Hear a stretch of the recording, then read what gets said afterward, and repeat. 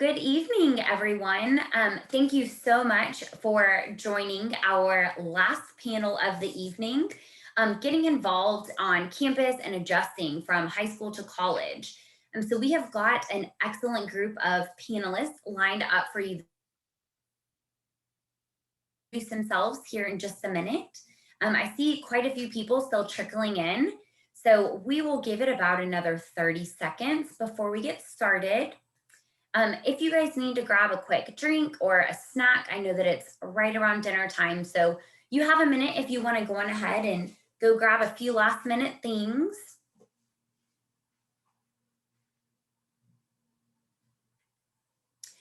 Tonight we will have the chat disabled. However, we will have quite a few questions that we'll answer through the Q&A. Whenever y'all registered, there were several pre-submitted questions.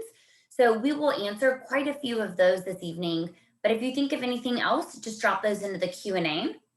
And then we will do our best to get those answered as well. So we've got about 30 minutes this evening. I guess I haven't said my name yet. My name is Ali Young, and I will be the moderator for our panel this evening. And now I will go on ahead and let our panelists introduce themselves. Hello, my name is Cecilia Granson. I'm a senior regional admissions counselor for High Point University located in High Point, North Carolina. And I have been in the admissions world in some type of capacity for the past 6 years now. Hi everyone, my name is Patrick Salter. I am the regional admissions counselor for the University of Mississippi, also known as Ole Miss. We are located in Oxford, Mississippi, just shy of Memphis, Tennessee, right under Memphis. But I'm regionally located in Fort Worth, Texas here. So I have been in college admissions for less than a year. I went into the corporate world after I graduated from Ole Miss and decided to come back and work for them. So I'm really glad you all are with us tonight. Hi, everyone. My name is Jessica Mascote, and I am a recruitment specialist for the University of Nebraska-Lincoln, residing here in the DFW area as well. I have been in higher ed for about 6 years, going on 7. Woo-hoo. Higher ed is definitely something that we are all passionate about here and definitely able to provide you more information about. Great, thank you guys. I have been in higher education for about 10 years, and so I can confidently say that this is a great group of panelists this evening, and they are all a wealth of knowledge and information. So we'll just go on ahead and kick it off with one of the first questions that we had submitted, and this one is kind of a two-part question. What if I don't know anyone going to the same university as me? Will I be able to make friends or find a roommate? And Cecilia, we'll go ahead and start with you. Yeah, and I love this question. Isn't that the beauty of going to a university though? Nobody knows you. Like that's kind of exciting to me, right? But that's okay. You are in the same boat as literally thousands and thousands of other students. So many students are coming out from out of state, in state, not knowing anyone. I was in that same boat when I went off to college. I did not know anyone from my high school that went to the institution that I went to, but I got involved in some clubs and organizations and really made lifelong friendships and connections that way. So yes, you will be able to make friends. I was super, super introverted too when I first started college, but really getting involved, getting yourself out there and just not being afraid to say hello to someone really, really helps. In finding a roommate, us on the university side, we really help with that. Every university is different on how we assign roommates, but most of the time we're gonna help you find your perfect match. Yeah, and I'll add to that and echo all of that as well. When I was going to Ole Miss, I only knew one person going, and we were not super close friends. But on the opposite side of Cecilia, I was a big extrovert, right? But almost probably too extroverted because I couldn't keep up. Once I got to Ole Miss, I was like trying to meet friends here and there, and I was like, this is overwhelming. But definitely get involved. Talk to the people around you in your classes. That's the best way to meet people. They'll become your study partners. You never know who you're going to meet sitting next to you. One of the quarterbacks of the team was my English study buddy one day. So definitely get involved. so that you can meet people. I encourage everyone, don't go where your best friend is going unless you really want to go together. It does not matter if there's 10 people or 20 people going from your high school, you can make it how you want to. And then funny about the roommate question, because we opened up housing this week. So, people are still scrambling to try to find a roommate. We kind of leave that up to you in our process. And, that's the glory about it. It's just people finding each other, right? I roomed with someone my freshman year from Park City, Utah, and I was from Georgia. I've never even been to Utah. So, that was the really cool thing of just meeting people from all different backgrounds and cultures. Yeah, I would also definitely recommend getting involved first. Orientation is a big thing. I know it might be a little bit different nowadays where things are virtual. I know some institutions will allow still in-person orientation with a limited capacity. I definitely encourage that. But however, I would also encourage to attend any events that are happening right before classes start, usually that weekend of or even move-in day. Definitely get to know some of your future classmates, even if they're not in your class. Say hi, hello, welcome, right? I think that's definitely important, right from the get-go before you start classes. And then even the week of when classes start, usually they have different involvement fairs that you can participate in. They'll go ahead and display all the student organizations, Greek life if you want to be a part of that, and then as well as additional resources at hand. So if you're not sure that I'm sure all institutions have counseling centers, but that's definitely for you to get to know the different resources on the campuses. Those are great answers. I'm not a panelist, but I'm going to chime in here with my unsolicited advice. One of the neat things about college is you are meeting so many different types of people and you're getting exposed to so many different things. So, this is the time that you get to figure out what you want. So, in high school, most of your friends probably go to the same or similar high school to you. They're probably in the same religious organizations as you, the same social activities and sports as you. And so when you go off to college, you will be exposed to all different types of people. So whenever you're going off to school, someone might consider that a huge city compared to where they're from, whereas to you, it might be a more of a small college town. So it's all about perspective. And the great thing about going off to college and meeting all of those different types of people is for the first time, you get to figure out what your likes and your dislikes are. But great answers from our panelists here. Moving on to the next question, what is some advice you would give students and their families who are just starting the college search process? And Patrick, we'll kick this one to you first. Yeah, I love this question because it's something that I preach to my students all the time. Get organized, right? So that's the biggest thing I could tell you is, you're looking at lots of colleges, you're filling out information to lots of colleges. If you're applying to them, you have login information for each college, you have, scholarship opportunities and deadlines. So sit down and make an Excel spreadsheet. It doesn't have to be, you don't have to be an Excel guru, but just list out, what college you've applied for, their deadline for scholarships or application or housing. Write down your passwords and your login information. And one other thing to add on to that, use your personal cell phone and your personal email because you're going to college, you're about to be an adult. I can't tell you how many times I call parents all the time. And so then they got to get me connected to their student. And then, so it's easier if you take the initiative to put down your personal information because when I call you and I tell you you've been admitted to Ole Miss, I might be calling your dad and I really want to talk to you. So, stay organized. It will really help you throughout the process and make the process smoother.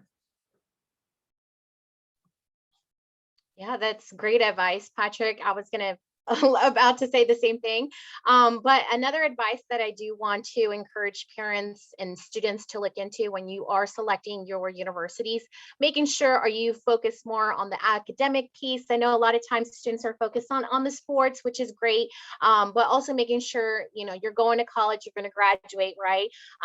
But just being able to, just like Patrick mentioned, having the pros and cons, if you want to say, of if I go to this university, maybe how much scholarship is this university going to provide me? How long or how many years is it going to stretch to? So kind of making also being more realistic narrowing down your selection, your choices. I kind of consider, your scholarships as a puzzle. You're trying to collect as many to complete your puzzle, to hopefully hopefully you can pay for the next 3-4 years, but if not, the first 2 years is great. A lot of times students don't understand that even as a current college student, you can apply for scholarships. You can apply through departmental scholarships, third-party scholarships. The foundation office also provides private scholarships for students as well, as long as you create your profile, log in. So there are scholarships that you can apply to even when you get into college. So a lot of times, I just want to encourage you, if you don't have necessarily that specific the amount right off for your incoming freshman year, probably towards the end of that freshman year, the beginning of sophomore year, you can go ahead and apply for more scholarships to add on and help you with your finances there. Yeah, everything that my colleague said, amazing advice. I think the one thing that I have to add would be to be open-minded. There are thousands of amazing universities and institutions out there to choose from. And just because you haven't heard of one, don't write it off. At least give it its due diligence, right? And enjoy the process. This is so stressful for so many students and families when it shouldn't be. It should be a really exciting time in your life. You're taking a big step. So enjoy the process. And, sometimes there's disappointments, sometimes there's celebrations. Enjoy it both. And it's all a learning process. So that'd be my biggest piece of advice. We had a follow-up come through in the Q&A. What is the biggest hurdle or challenge students typically face when adjusting from high school to college, and how can they overcome that?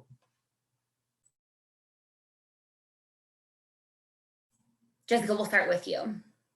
Yeah.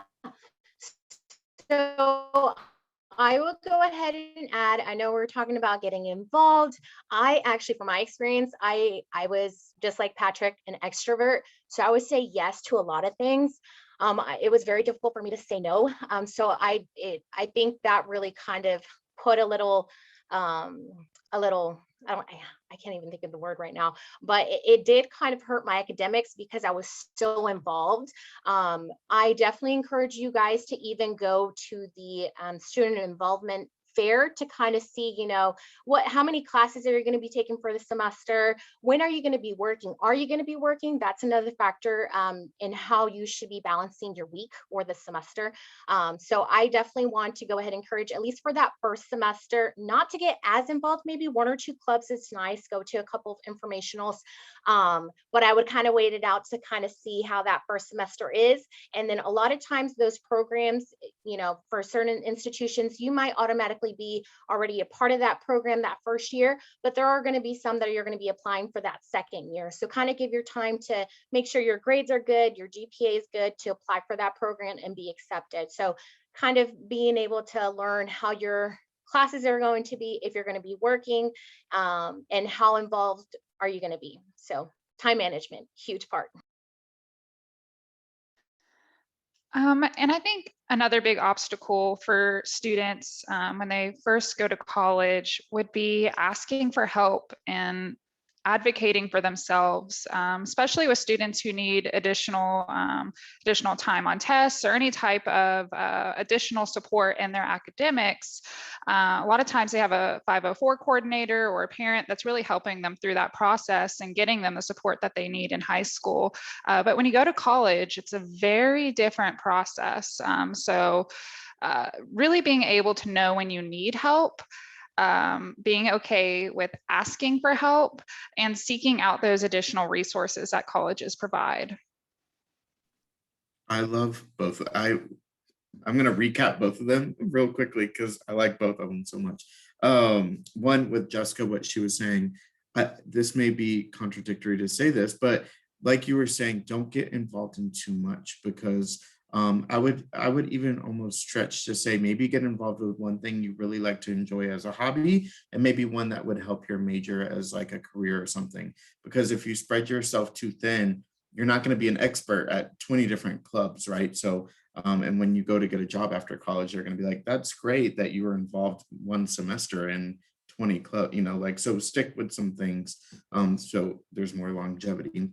And then what Cecilia was saying is, or Celia, sorry, is that, take advantage. My freshman year was far away from home. I just wanted to go talk to somebody and vent, like at Ole Miss, and I'm sure the other two, we have free counselors that you can go to on campus and talk to for mental health, or writing centers that can help you map out your essays and things. But my initial answer was going to be time management, and someone kind of painted the best picture for me. When you're in high school, you're in class 6 to 8 hours a day. When you're in college, you're in class maybe 12 to 15 hours the entire week. So you're going to have so much time in between those classes. So really honing in on your time management skills to make sure you're not just going back to your dorm to nap like I did, or wasting and blowing time. Definitely take care of yourself and your body, but make sure you're scheduling out study time so you're not cramming everything in on a Sunday afternoon before the week starts. So you have plenty of time in between classes to meet up with friends for coffee, but also go to study groups and get extra help from the professors.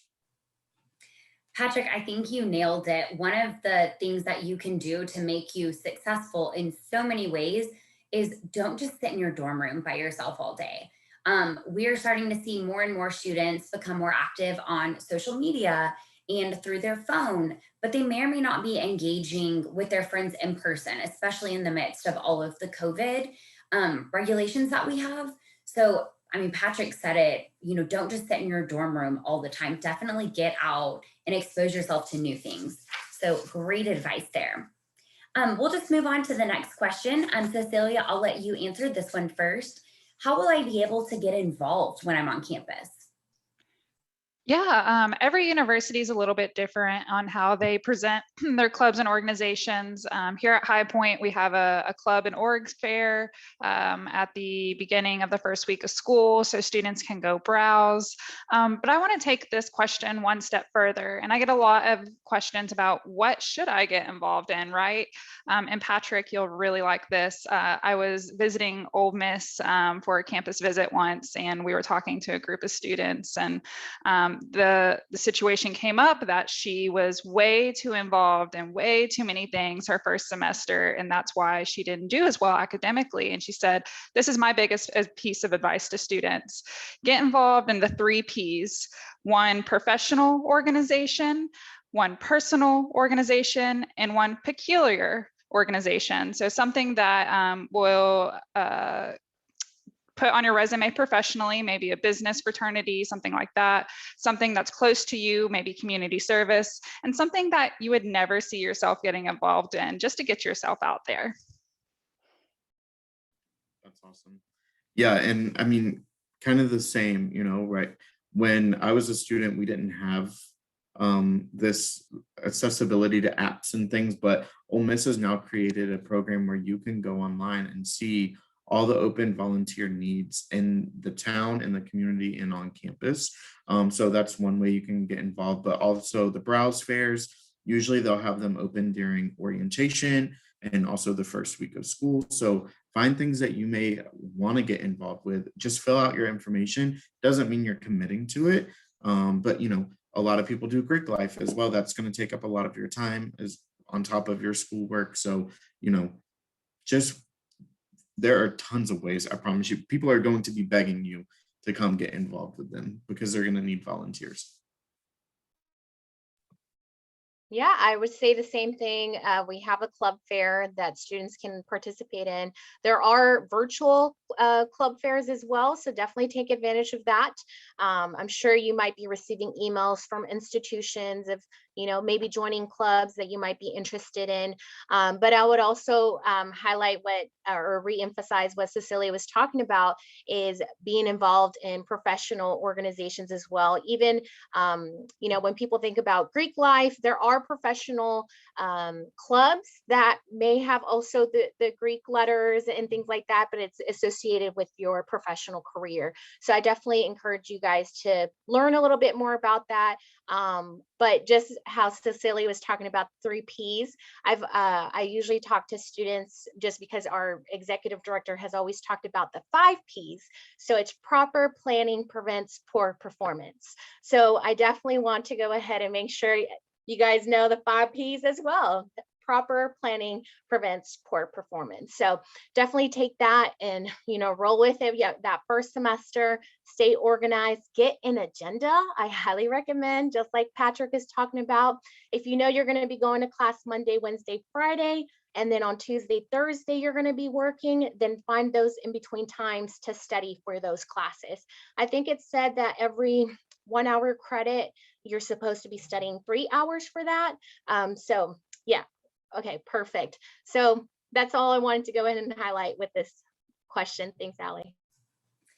Perfect. And Jessica and Cecilia, I know y'all have both talked about the club fairs that your campuses will have. So Patrick, I will toss this next question over to you. How will I know what resources are available on a college campus? Yeah, and that goes for club fairs, that goes for, excuse me, not club fairs, but student organizations, but also, like we were saying, counseling services or student disability services. Most of us we all have websites. I know we do. So that's a good place to start. And then all these resources will be given to you during your orientation, usually when you're going to college. So, our orientation is going to be in person during the summer. So students come in and they're giving all, it's like a booklet almost of just where to find the resources and things like that. Also, like I said, we as a campus just have a new app that you can go on and find those resources. But I do know some campuses have like a hub where, at the student union or somewhere you can go in and all the offices, disability services, diversity, equity, and inclusion, they're all going to be in the same place for you to get those resources. Great, thank you. Jessica, you were talking about the 5 Ps, so we will throw this next question to you to start. Are college classes harder, and will I be able to get any tutoring? Good question. So it also just depends on your major and how long you're going to be studying for those classes. I think Patrick actually mentioned this earlier on study groups. Study groups is a key thing, especially if you are looking into the pre-health areas. I mean, you're looking into your microbiology, your anatomy classes. Those are also going to take quite a bit of time, but I also found success in getting into study groups because something that you might have written down on your notes, somebody else might have something different. So you guys can go ahead and talk to each other. A lot of times I find it where I used to use tape recorders because, so I didn't catch something that my professor said, I can go back to my tape recorder and then just go ahead and highlight those notes. Another thing that I definitely recommend is all of our institutions have tutoring centers. Take advantage of that. I believe there are some that have a 24/7 access online sometimes that you can go ahead and utilize, whether that's with math, English, you have a person actually helping you right then and there. There are other times where they provide you with different hours, so you can go ahead and set up an appointment to meet with a tutor. You'll go ahead and fill out information of what type of subject, and you'll go in for that allotted time with that specific tutor. Another thing that I did find success in as well, besides having study groups, is having the agenda. And when I'm taking my notes, I like to color coordinate. So if I have big titles, I make it a certain color, go on to the next section. So section, should I say. So it just helped me better keep myself focused because I love the whole color scheme that I had going on, and also be able to find information so quickly instead of maybe having everything in black or blue ink. That was just a way that I just kind of worked. So I like to color coordinate those things. Yeah, college classes, I don't know if I would use the word harder. You're just held to a higher standard, right? You're going to college to get a higher education and you're held at a higher standard. And I feel like the classes, for the most part, are going to be more discussion based than just the teacher talking at you all day. And absolutely, you're going to get tutoring. I'm I'm pretty confident in saying most universities are going to provide free tutoring. If not, be a little bit wary. But yeah, you're just held to a higher standard. Yeah. Yeah, and I'll add just briefly on top of the tutoring, and I kind of think the same. It's not, I wouldn't call it harder necessarily. Everything is doable. I wish I could go back now, my adult self, and tell my college self, take more notes, pay more attention. You're gonna have those off days, like Jessica was saying, like make a friend. Not that you need to rely on them all the time for notes, but you could be a space cadet that day and your mind's on something else and you skip a line in writing something. But also, really go utilize your professors. They all usually have office hours for you to go in and ask questions, to say, hey, like, I didn't understand this. Do not wait till the end of the semester. Take advantage of them all throughout the semester. Go in there, be unapologetic if you need to go multiple times throughout the month. That is what they're there for. That's what you're paying them for in higher education. I'm also a big advocate for writing notes instead of typing, because you tend to find yourself maybe online shopping or something with your laptop, or watching someone online shopping. I always sat up front and I like to write my notes because having a computer could be very tempting.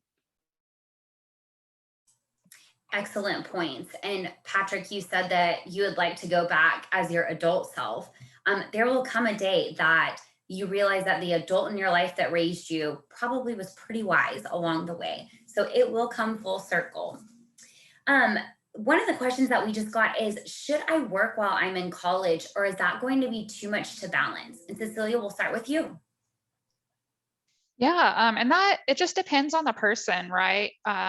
Some of us, while we were in high school, already worked, so it may be an easier transition going into college and having to balance academics and a workload. But my advice for that is there are a lot of different positions on a university campus that you can get. I worked at our university's recreation center all throughout my college years, and the on-campus jobs really work with you as far as your schedule and your needs. So that's just going to be a personal conversation that you have with yourself. It takes more organization and self-awareness, but it's absolutely doable. And you get so many networking opportunities and you build a skill set while working in college. So I recommend it, but again, it's going to be a personal conversation that you have with yourself. Totally the same, echo that. And it just depends financially. If you have to, you may have to. You're going to meet students that they don't have to, right? And that's nice for them. I waited until I got, I think, into my sophomore or junior year, so I could get some of my undergraduate under my belt. I worked in high school, but my parents really wanted me to focus on school at that time. But just doing something, not too strenuous, I would say. Make sure it has flexible hours. You don't want to be getting off at midnight or anything crazy to where you can't make it to class the next day. All right, hopefully my internet's working now. But I wanted to go ahead and also mention same thing. I actually worked on weekends, so depending on how many hours I'm taking, if I know I'm going to be focusing on classes, then studying, then I would just have Sunday and Saturday to just go ahead and work, and sometimes on Fridays. But it also depends too, if you of course living on campus, there's something closer to campus instead of maybe driving 30 minutes and then coming back for class later in the evening. Definitely you want to make sure you plan your drive plus traffic, if there's any traffic at all, or if it's just also walking distance, just like Cecilia was talking about, whether it's on campus or even bookstores might be on campus or off campus, walking 1 or 2 blocks. I definitely want to go ahead and make sure it is doable, but just like Cecilia was talking about, it just depends on how many classes you're taking, really having that deep conversation with yourself and say, can I do it? Great advice. I think all of y'all have mentioned several times about balance. And I think it's important to remember that you want to be a full-time student with a part-time job. And that's a great way to help maintain that balance. It looks like we only have another minute or two before we're going to wrap up. So our final question for the panelists will be, is there anything that we didn't talk about today that you feel the students and families in attendance should know? Yeah, so real briefly, one, Cecilia was saying, make it a fun process, right? Don't get stressed out and let it overwhelm you. Reach out to your admissions counselors. That is what we are here for, to walk you through this process together. But my biggest thing as getting more and more into higher ed that I wish I would have done was apply for more scholarships. Go out there, find those scholarships. Those will really help you. And take your test, take your ACT, take your ACT if you can. Those are also going to help get scholarships. So scholarship, scholarship, scholarship, they will help you. Thank you all. Yeah, I also wanted to go ahead and highlight, read your syllabus. If your professor is sending you your syllabus, please read it and highlight any deadlines that are coming up. That's a lot of times where you think like, okay, we're just going to go over what the expectations are for class, but sometimes you might have to read a book, right? Maybe the next day or something. So you might have a quiz. It just depends on your professor and what that class is. Definitely recommend that, and take advantage of office hours. That's something that before I'm like, I got it, I can study with my friends. But no, the reason why they give you their office hours is for you to come, even if they're going to be most of the time maybe alone by themselves. You can take advantage of that 30 minutes to yourself, asking questions, highlighting. A lot of times, yes, we do have the tutoring centers, but if you just don't quite understand what the professor had talked about, reach out to them and just set those times for office hours. And everyone at the university, including us as admissions counselors, we're here to help and we want to see you succeed. So don't be afraid to come and ask us questions starting now until you graduate college. Well, thank you all so much. I hope I didn't let y'all down. As promised, we had a great group of panelists this evening. And this actually concludes the DARN's Virtual College Week. So we should have all of these recordings up on our website sometime next week.